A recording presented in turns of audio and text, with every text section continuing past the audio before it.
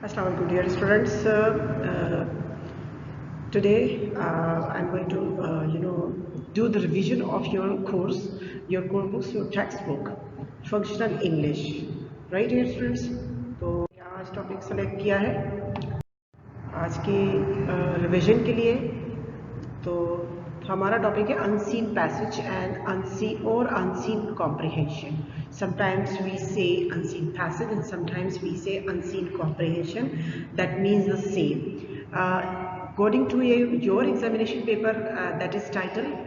That title is unseen comprehension. एक ऐसा paragraph जिसे आपने पहले कभी पढ़ा नहीं हो, किसी भी टेक्स्ट का एक ऐसा पार्ट जिसे आपने पहले कभी नहीं पढ़ा, तो that remained unseen for you.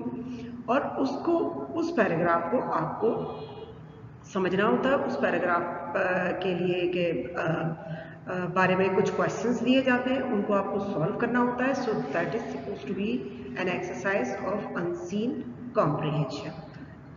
तो थोड़ा सा मैं आपको इसका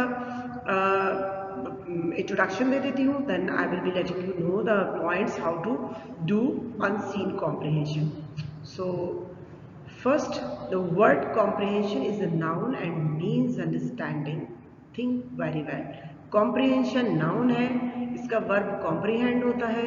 ठीक है, कॉम्प्रिहेंशन का मतलब अंडरस्टैंडिंग, किसी भी चीज को, किसी भी टेक्स्ट को अच्छे तरीके से समझना। Its verb is to comprehend. इसका वर्ब कॉम्प्रिहेंड होता है, which means to understand something and all its aspect very clearly.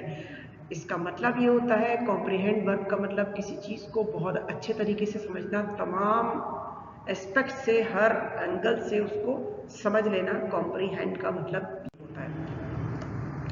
ठीक है dear students, so let's take some points. When we read any text, we read to comprehend. जब हम किसी भी text को पढ़ते हैं तो हम ज़ाहिर है समझने के लिए पढ़ते हैं, अंडरस्टैंड करने के लिए समझते हैं। और else there is no use of reading any text. अगर हम किसी टेक्स्ट को समझना नहीं चाहते हैं तो पढ़ने की कोई वक़्त नहीं है, कोई वैल्यू नहीं है, पढ़ने का कोई मतलब नहीं निकलता। तो किसी भी टेक्स्ट को पढ़ना, read to comprehend. Right dear students? So you must learn how to read and how to comprehend any text. तो फिर यहाँ पर आपके लिए सवाल ये है कि आप समझें कि किस तरह पढ़ें और किस तरह किसी टेक्स्ट को समझें। ठीक है, there some essential points are given which can help you learn how to read and how to understand any text by reading. अब यहाँ पर मैंने कुछ बहुत ही अहम पॉइंट्स आपको दिए हैं कि किस तरह से हम किसी भी टेक्स्ट को समझ सकते हैं और किस तरह से हमें उसे पढ़ना चाहिए ताकि हम समझ सकें। ठीक है, so when we read any text, we read to comprehend. This point we are going. You should follow those points accordingly and learn to read. Of course, I'm giving those points how to read and how to comprehend. So you need to learn, you need to understand them. Number 1, पहला step, read the passage very carefully and normally. पहला step ये है कि जब कोई भी text आपके सामने आए जिसे आपने पहले कभी नहीं पढ़ा होगा और आप उसको कॉम्प्रिहेंशन के एक्सरसाइज में आपको सॉल्व करना है, तो उस पैसेज को आप बहुत गौर के साथ पढ़ें, मगर नॉर्मली। ऐसा नहीं है कि आप उसको गड़ा गड़ा कर पढ़ रहे हैं या आप उसको तेज़ी से पढ़ रहे हैं, बिल्कुल नॉर्मल वे में, जो आपका अपना स्टाइल है, ताकि रिलैक्स होकर पढ़ें, मगर केयरफुली। केयरफुली मतलब ये कि आप पढ़ने के बाद कुछ पॉइंट्स आपके माइंड में रह जाए। ठीक है, अब चूँकि हम जब कोई भी टेक्स्ट पहली बार पढ़ रहे होते हैं डियर स्टूडेंट्स, तो वो हम इतने अच्छे तरीके से नहीं समझ पाते, तो हमें कॉम्प्रिहेंशन का टास्क करने के लिए हमें सेकेंड रीडिंग लेनी पड़ती है। ठीक है, in second reading try to find out the main idea, it is given importance. जब हम सेकेंड रीडिंग करने लगे डियर स्टूडेंट्स, तो हमें मेन आइडिया तलाश करना चाहिए, क्योंकि मेन आइडिया को अहमियत दी गई होती है टेक्स्ट के अंदर। तो अगर आप कोशिश करेंगे, थोड़ी सी कोशिश से आप उसको समझ जाएंगे। Repeat it twice and thrice at least. जो मेन आइडिया होता है वो हमारे टेक्स्ट में कम से कम 2 या 3 मरतबा दोहराया जाता है। तो इस वजह से भी आपको समझ में आ जाएगा, अगर आप अंडरस्टैंड करने की, फाइंड आउट करने की कोशिश करेंगे तो आपको मिल जाएगा।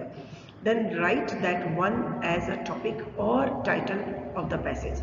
तो फिर जो मेन आइडिया आपको मिले उससे आप उस पैसेज का टॉपिक या टाइटल सेलेक्ट कर लें, क्योंकि आपके कॉम्प्रिहेंशन में जो एक्सरसाइज गिवन होती है, गिवन लो होती है पैराग्राफ से नीचे, उसमें एक सवाल ये भी होता है give a suitable title to the passage. तो फिर वहाँ पर ये आपके काम आएगा मेन आइडिया, और इससे जो आप टॉपिक सेलेक्ट करेंगे टाइटल बनाएंगे। ठीक है। अच्छा, अंडरलाइन अदर इम्पोर्टेंट आइडियाज। अब जब आप सेकंड रीडिंग करते जा रहे हैं तो मेन आइडिया तलाश आपने पहली रीडिंग से शुरू कर दिया था, मेन आइडिया आपको समझ में आया, आपने टाइटल सेलेक्ट कर लिया, और साथ साथ आपने जो मजीद इम्पोर्टेंट आइडियाज उसके अंदर नजर आ रहे हैं आप उन्हें अंडरलाइन करते जाएं। That would help to solve questions. ठीक है। Read questions at the end one by one. अब जब 2 मरतबा आप पैसेज रीड कर लें डियर स्टूडेंट्स, तो फिर आप ये करें कि अब क्वेश्चंस को करें, क्वेश्चंस को रीड करें वन बाय वन, एक एक क्वेश्चंस को आप रीड करें। Relate the questions with the ideas and mark the number of the questions. और जो आपने आइडियाज अंडरलाइन किए होते हैं पैसेज के अंदर, आप क्वेश्चंस को उन आइडियाज से रिलेट करते जाएं और उसमें क्वेश्चन के नंबर मार्क करते जाएं।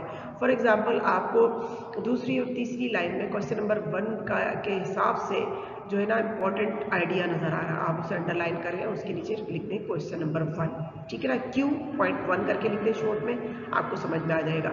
And you must have found different other ideas. तो रिलेट करें कि कौन सा आइडिया क्वेश्चन नंबर 2 को और कौन सा आइडिया क्वेश्चन नंबर 3 को, और रेस्ट ऑफ क्वेश्चंस को लिंक करता है। ठीक है। Avoid verb in the title. हाँ, जो आपने पहले पॉइंट में, सेकंड पॉइंट में जो आपने टाइटल सेलेक्ट किया था, उसके लिए एक अहम बात यह है कि आपको टाइटल में वर्ब अवॉइड करना है। ठीक है ना, आप नाउन ले सकते हैं टाइटल में, आप एडजेक्टिव ले सकते हैं टाइटल में, मगर वर्ब नहीं ले सकते। ठीक है ना, वर्ब फॉरबिडन होता है। सो you must be very careful selecting title. Prepare a rough draft of the answers using synonyms and to then give them a final shape.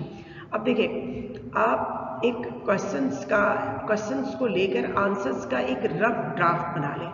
अब उसमें सिनोनिम्स जो यूज़ करने की बात हो गई वो कुछ इस तरह से है कि जो आपने आपके पास जो पैसेज दिया हुआ है, आप उस पैसेज के अंदर से जो क्वेश्चंस के आंसर्स फाइंड आउट कर रहे हैं, उसमें कुछ वर्ड्स आप सिनोनिम्स यूज़ करते जाएं। उससे इंप्रेशन ये होगा कि आपने खुद मेहनत की, आपने अपने वर्डिंग में लिखा है, थोड़ा सा इंप्रेशन बनेगा, और इस तरह से फिर आप एक फाइनल ड्राफ्ट तैयार कर लें।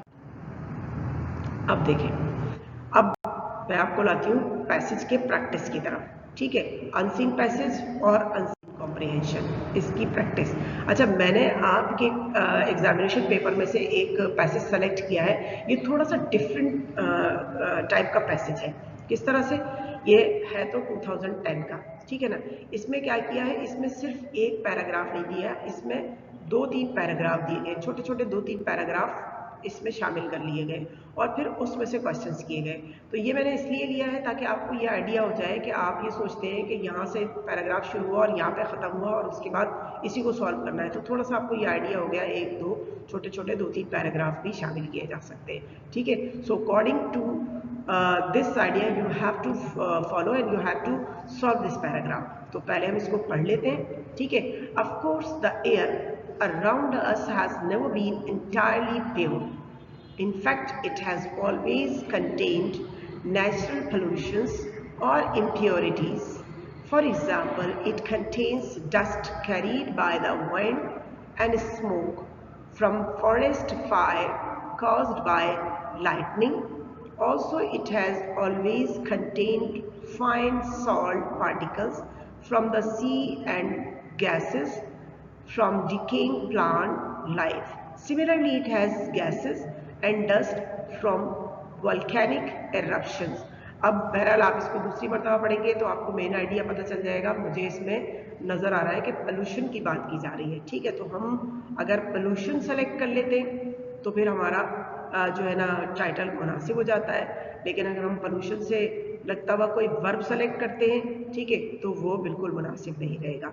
चलें थोड़ा सा आगे बढ़ते हैं और देखते हैं कि मज़ीद क्या पैराग्राफ में क्या कहा गया है, ठीक है।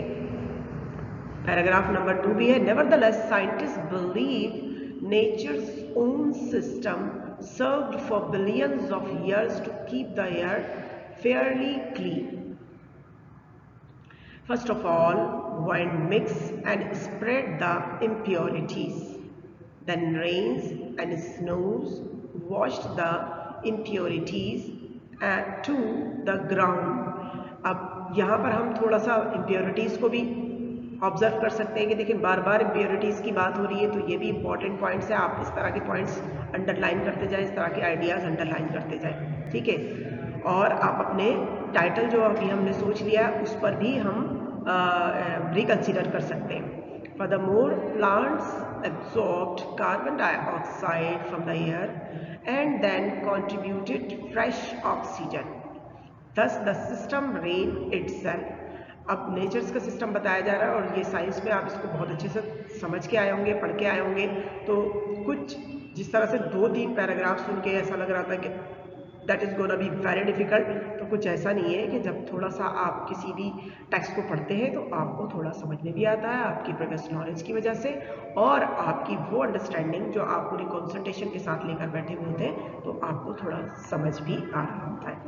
So let's take another slide here students. In contrast to this, the situation is very different today in many parts of the world. अच्छा, आप ये ऑब्जर्व कर रहे होंगे डियर स्टूडेंट्स कि मैं इस पैराग्राफ की उर्दू नहीं बताती जा रही हूँ और आपको बहुत ज़्यादा समझाती नहीं जा रही हूँ, क्योंकि मैं आपको एक्चुअली ये पैराग्राफ नहीं पढ़ा रही हूँ, मैं आपको ये सिखा रही हूँ how to do this exercise के अनसीन कॉम्प्रिहेंशन की जब एक्सरसाइज आपको करने को आती है तो उसको कैसे करना है। तो अगर मैं इसको बहुत ज़्यादा समझाऊंगी तो आप ये सोचेंगे कि ये तो मिस ने समझा दिया, अब जब हमारे पास कोई पैराग्राफ आएगा तो हम उसको कैसे समझ पाएंगे। तो फिर मैं आपको टेक्स्ट सिखा रही हूँ कि इसके क्वेश्चंस के आंसर्स कैसे निकालने। बहरहाल आपको भी समझ में आता जाएगा, ऐसा नहीं है कि कोई पैराग्राफ आपको समझ नहीं आए। बहरहाल ये है कि इक्का दुक्का पॉइंट हो सकता है आपको ना समझ में आए, लेकिन वो बार बार रीडिंग से वो भी समझ में आ जाएंगे। सो बी वेरी करेजियस और डोंट बी डेस्परेटेड, ठीक है। तो इंशाल्लाह आपको समझ में आएगा। Let me read some more lines. Indeed with the coming of the industrial age and the great increase in the world population, our ability to pollute the air began to overtake nature's ability to purify it. अब यहाँ पर मैं एक चीज़ बताऊँ, जैसे हमने topic pollution select किया था, अगर हम इसको यहाँ पर सेलेक्ट करते हैं पोल्यूट द एयर, जैसे कि ये भी एक ऐसा कॉन्सेप्ट है जो रिलेट करता है तमाम पैराग्राफ से, तो पोल्यूट द एयर, तो फिर ये गलत हो जाएगा क्योंकि पोल्यूट वर्ब है। अगर हम पोल्यूट द एयर करते हैं तो ये गलत हो जाएगा क्योंकि वर्ब ममनू है, फॉरबिडन है। हम एयर पोल्यूशन कर सकते हैं इसमें, ठीक है, सिर्फ पोल्यूशन कर सकते हैं, पोल्यूटिंग द एनवायरनमेंट कर सकते हैं, एडजेक्टिव और नाउन ले सकते हैं, ठीक है, मगर वर्ब नहीं ले सकते। अब कुछ क्वेश्चन आंसर्स हैं। अच्छा, क्वेश्चन आंसर्स बेटे आपने अनसीन कॉम्प्रिहेंशन पहले भी किए होंगे, लेकिन थोड़ा बहुत जो मामूली सा डिफरेंस आता है आपके बीकॉम के सिलेबस में, वो कुछ इस तरह से होता है कि यहाँ पर कुछ वर्ड्स भी दिए जाते हैं, कुछ डिफ़िकल्ट वर्ड्स दिए जाते हैं, या कुछ ऐसे वर्ड्स जिनके कॉन्टेक्स्ट में आपको मीनिंग ढूंढने होते हैं, या फिर उनके मीनिंग दिए जाते हैं जिनके वर्ड आपको कॉन्टेक्स्ट में ढूंढने होते हैं, ठीक है। तो ये एक थोड़ा डिफरेंट किस्म की एक्सरसाइज है, लेकिन इससे फ़ायदा भी है क्योंकि इन वर्ड्स के थ्रू आपको टेक्स्ट समझने में बहुत आसानी होती है, ठीक है। इन वर्ड्स को सॉल्व करेंगे, टेक्स्ट समझ में आएगा, टेक्स्ट को समझ लेंगे तो ये वर्ड्स भी आसानी से कर लेंगे, ठीक है। तो क्वेश्चन आपका ये है, एक्सरसाइज ये है, for the words and phrases find words and phrases from the passage in the similar meaning. Similar meaning ढूंढने हैं, जैसे कि कंप्लीटली पैरा 1 में एंटायरली है इसकी मीनिंग, लाइकवाइज पैरा 1 में जो वर्ड इस्तेमाल हुआ वो सिमिलरली है। अब यहाँ पे मीनिंग दिए गए टू इंक्रीज और ऐड समथिंग। पैरा 2 में जो वर्ड इस्तेमाल हुआ है वो कॉन्ट्रीब्यूट है, जो इसकी मीनिंग को मैच कर रहा है। To have the skill to do something, इसके लिए पैरा 3 में वर्ड इस्तेमाल हुआ है एबिलिटी, जो इस बात को मैच कर रहा है, इस कॉन्सेप्ट को मैच कर रहा है, ठीक है dear students. Let's take more questions. Why has the air around us never been entirely pure?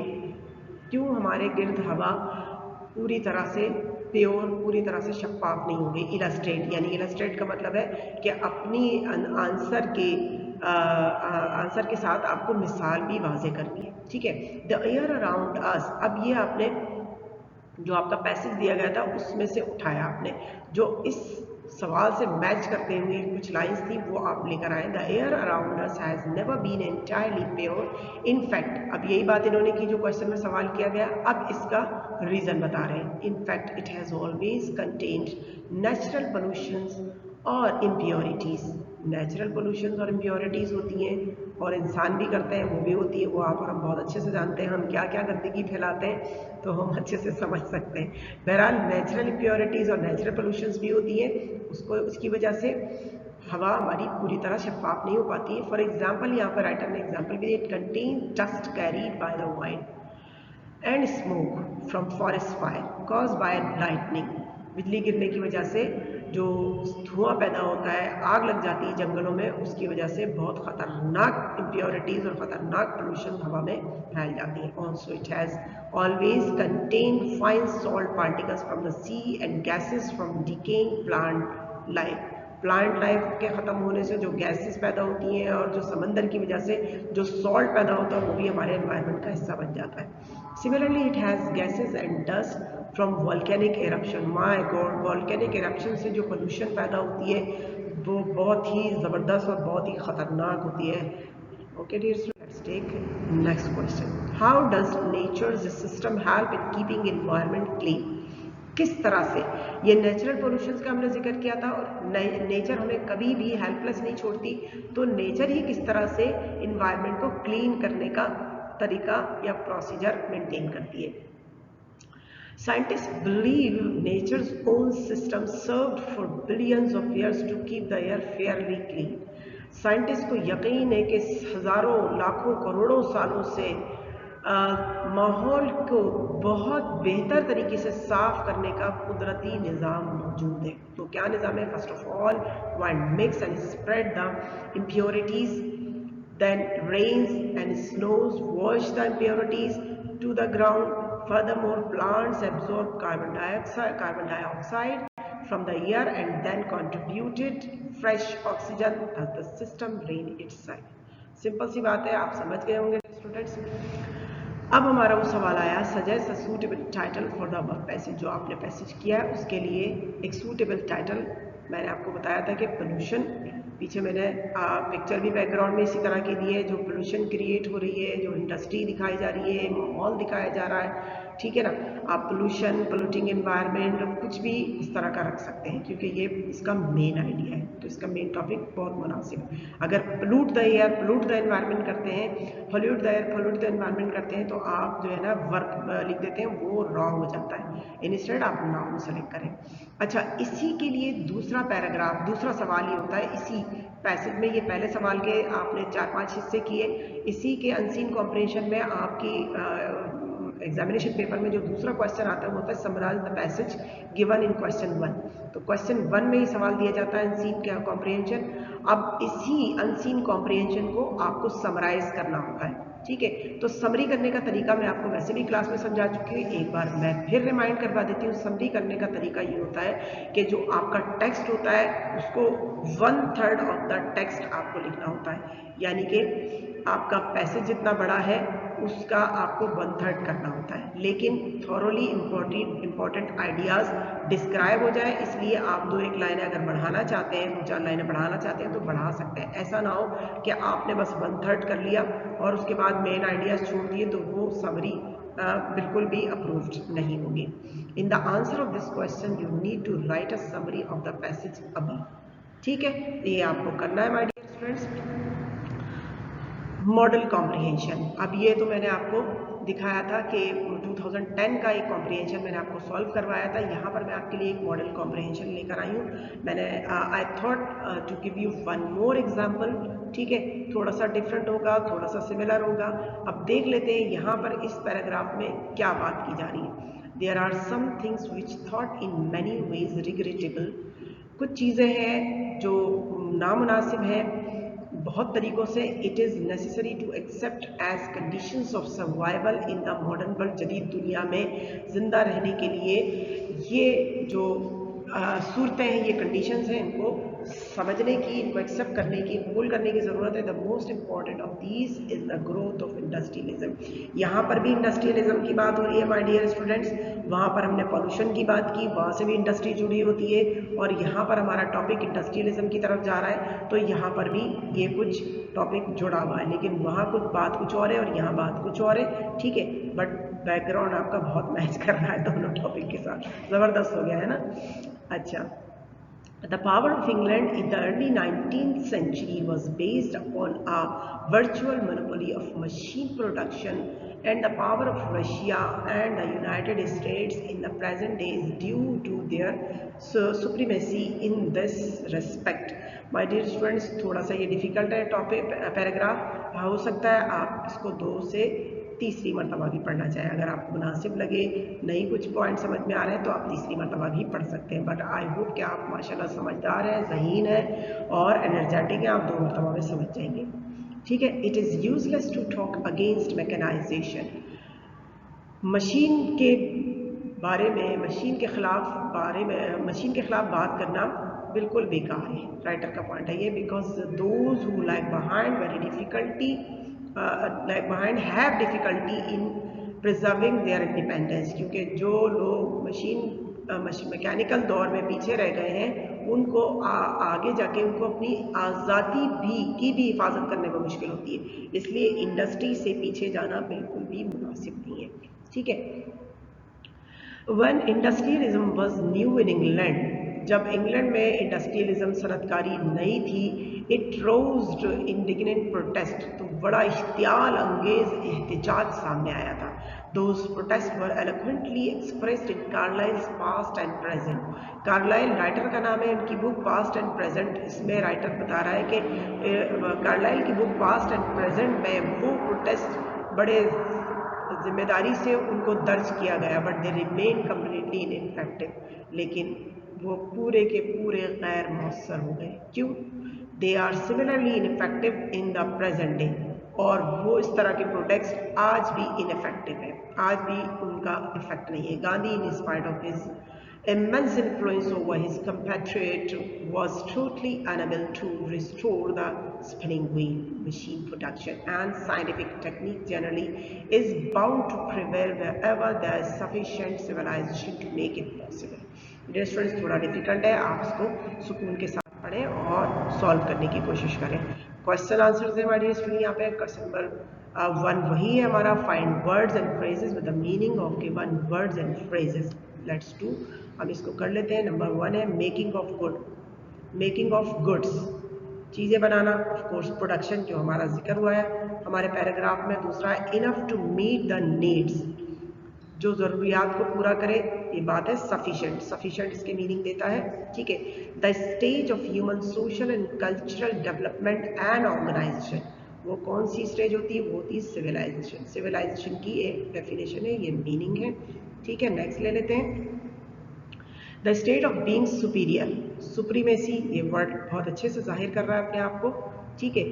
A gesture of disapproval, यानी कि नहीं मानना, प्रोटेस्ट होता है, आप देखते ही रहते होंगे अपनी लाइफ में इधर उधर प्रोटेस्ट होते हुए, आप इस बात को बहुत अच्छे से समझते हैं एहतजाज क्या होता है और कैसे होता है।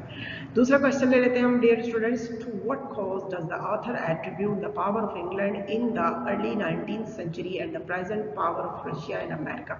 ये हमने पढ़ा था पैराग्राफ में, तो हम इसका आंसर देख लेते हैं। The author attribute the power of England in the 19th century and present power of America and Russia towards industrial progress at rapid pace। तो सनतकारी में बड़ी तेज़ी से तरक्की करने की वजह से पावर में आए रशिया, अमेरिका और इंग्लैंड। 19वीं सदी से आप देखते हैं ये लोग बरसर इक़्तिदार हैं, ये लोग सुपर पावर बने हुए ड्यू टू इंडस्ट्रियल प्रोग्रेस, ठीक है। तो क्वेश्चन नंबर 3 ले लेते हैं, dear students, why does the author consider it useless to resist industrialization. और ये इस पैराग्राफ का बहुत अहम सवाल है, क्यों राइटर ये समझता है कि सनतकारी के खिलाफ बात करना बेकार है। देख लेते हैं। The author considers it useless to resist industrialization because he believes that it is the source of strength. वो समझता है कि ये ताकत का जरिया, and industrially backward countries can not preserve their independence for long time, और सनती तौर पर जो कौमें पीछे रह गई हैं उनका कहना चाहिए उनको अपनी आज़ादी बरकरार रखना भी मुश्किल हो जाता है। तो वजह बहुत ही अहम है कि सनतकारी से पीछे रहना क्रिटिकल है। ठीक है, बात आज़ादी की आ जाती है। Let's take another question, why did the protest against industrialization remain completely ineffective? क्यों इंडस्ट्रियलाइजेशन के खिलाफ जो एहतजाज हुआ वो पूरी तरह गैर मौसर रहा? ठीक है, इसका आंसर ले लेते हैं dear students. The protest against industrialization remained completely ineffective because the majority of people supported this idea, thinking that they would achieve progress and prosperity. ठीक है, ये भी बात समझ में आ गई इसी तरह से जैसे कि हमने पिछले क्वेश्चन में बात की थी। ठीक है, कि इंडस्ट्रियलाइजेशन के खिलाफ जो भी प्रोटेस्ट है वो क्यों इनफेक्टिव रह जाता है, क्यों उसका असर नहीं होता? क्योंकि ज़्यादातर लोग सपोर्ट करते हैं इस बात को कि खुशहाली और तरक्की का दारोमदार डेफिनेटली इंडस्ट्री है, वो इस बात को मानते हैं। इसलिए ये जो प्रोटेस्ट होता है ये इनफेक्टिव रह जाता है, इसका कोई कहना चाहिए कोई रिजल्ट नहीं निकलता। ठीक है, let's take another question my dear students. Give a suitable title to the passage. अगर आप सामने होते तो मैं आपसे सवाल करती कि इसका क्या टाइटल होना चाहिए, फिर मैं देखती क्या जवाब आते हैं। बहुत सारे जवाब आ जाते हैं, बच्चे जहन चलाते हैं, ठीक है ना, तो बहुत सारी चीज़ें आ जाती हैं बस। But mind it that you don't need to use verb, कोई वर्ब हमें टाइटल के तौर पे यूज़ नहीं करना। हम नाउन ले सकते हैं, जैसे कि इंडस्ट्रियलाइजेशन हमारा टॉपिक जो है ना इस कॉन्सेप्ट को कवर करता है, या इंडस्ट्रियलिज्म हमारा टॉपिक इस टॉपिक को कवर करता है, और ये दोनों ही वर्ड नाउन है। ठीक है, तो नाउन हम अपने वर्ब के अपने टाइटल के लिए सेलेक्ट कर सकते हैं, मगर अगर हम वर्ब सेलेक्ट करते हैं तो वो रॉन्ग कंसेप्ट है। देखते हैं हमने क्या टाइटल सेलेक्ट किया है। The title is that the importance of industries. ठीक है, इंडस्ट्रियलिज्म ले सकते हैं, इंडस्ट्रियलाइजेशन ले सकते हैं, the importance of industries. Actually हमारा मेन जो थीम है वो यही है, इम्पोर्टेंस ऑफ इंडस्ट्रीज। हमें यहाँ पर इंडस्ट्रीज़ की अहमियत बताई गई है, किस तरह से इंडस्ट्री के ख़िलाफ़ बात करना, राइटर ने इस बात कॉन्सेप्ट को भी क्लियर किया है, इंडस्ट्री के ख़िलाफ़ बात करना मुनासिब नहीं है। और जो लोग इंडस्ट्रियलिज्म में या इंडस्ट्रियलाइजेशन में मतलब आगे नहीं जाते, मैकेनिज़्म में आगे नहीं जाते, तरक्की नहीं करते, तो सिर्फ यही नहीं कि वो तरक्की नहीं करते, बल्कि फर्दर मोर ये भी होता है कि उनको अपनी आज़ादी बरकरार रखना भी मुश्किल हो जाता है, उनको अपनी आज़ादी की हिफाजत करना भी मुश्किल हो जाता है। तो इंस्टेड वो कौमें मगलूब हो जाती हैं, कमज़ोर पड़ के वो कौमें फिर मगलूब हो जाती हैं। और दुनिया का उसूल ये है, आप देखते हैं वेस्टर्न वर्ल्ड का यही एक एटीट्यूड रहा है कि वो कमज़ोर कौमों के ऊपर अपना तसल्लुत कायम करने की कोशिश करते हैं। तो जब भी कहीं उन्हें कौमें कमज़ोर नज़र आती हैं वो उनके ऊपर मुसल्लत हो जाते हैं, वो अटैक करते हैं, हमले करते हैं और उन कौमों को मगलूब कर लेते हैं। तो बजाय इसके कि हम अपनी आज़ादी खो दें और मगलूब हो जाए, हम हैं या कोई भी कौम है, तो बेहतर नहीं है कि इंडस्ट्री की अहमियत को समझा जाए, इंडस्ट्रियलिज्म को समझा जाए और मुल्क और कौम की तरक्की का सबब बना जाए। तो इस लिहाज से ये टॉपिक बहुत ज़्यादा इम्पॉर्टेंट है कि हमारी फ़िज़िकल लाइफ में इसकी अहमियत की वजाहत होती है। ठीक है, so students, it's time to say goodbye. बहरहाल मैं आपको एडवाइस करूंगी कि आप अच्छे से टॉपिक को समझें, एसएससीटी के नोट्स को स्टडी करें। अगर आपको कोई प्रॉब्लम होती है आप एसएससीटी के नोट्स को स्टडी करें। आपको हर चैप्टर के में क्वेश्चंस के आंसर्स मिलेंगे, हर चैप्टर मिलेगा, स्टोरी मिलेगी, ग्रामर पोर्शन मिलेगा, ग्रामर सेक्शन होगा। आप हर चीज़ को स्टडी कर सकते हैं और अपनी एग्जामिनेशन की बेहतरीन प्रिपरेशन कर सकते हैं, बेहतरीन प्रिपरेशन कर सकते हैं डियर स्टूडेंट्स। और मेरी आपके लिए बहुत बहुत दुआएं हैं कि अल्लाह ताला आपको कामयाब व कामरान करे। May God give you success with flying colours. मैं हमेशा कहती हूँ सक्सेस विद फ्लाइंग कलर्स, ज़बरदस्त आपकी कामयाबी हो और आप हमेशा हमें खुशखबरी सुनाएं दैट यू गॉट सक्सेस, और हमेशा हमारे कॉलेज का, अपने वालिदैन का के फ़ख्र का सबब बने। Thank you very much dear student, see ya, bye bye.